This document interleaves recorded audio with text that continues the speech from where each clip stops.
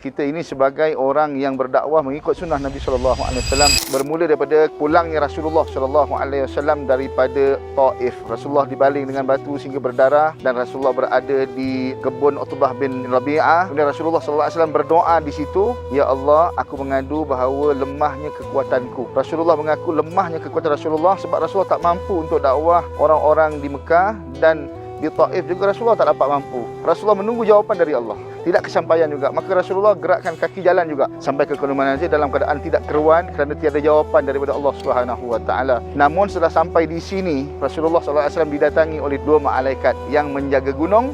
Maka dia kata, "Ya Rasulullah, sesungguhnya Allah Subhanahu Wa Taala telah mendengar rayuan engkau." Gembira Rasulullah. Jadi apa yang ditawarkan? Kalau engkau hendak, aku angkat saja gunung Qubais dan gunung Kaikian, aku hempapkan kepada orang Taif. Tapi Rasulullah SAW dengan sifat Raufur Rahim, biarlah mereka menolak ajaranku, mudah-mudahan apa yang lahir daripada sulbi mereka akan masuk agama Allah Subhanahu Wa Taala. Itulah kasih sayang Rasulullah. Mudah-mudahan kesabaran itu menjadi juga kepada kita ini sebagai orang yang berdakwah mengikut sunnah Nabi SAW, bersabar dalam dakwah, tidak mendoakan keburukan pada mad'u kita, mendoakan kebaikan kepada mad'u kita, insya-Allah.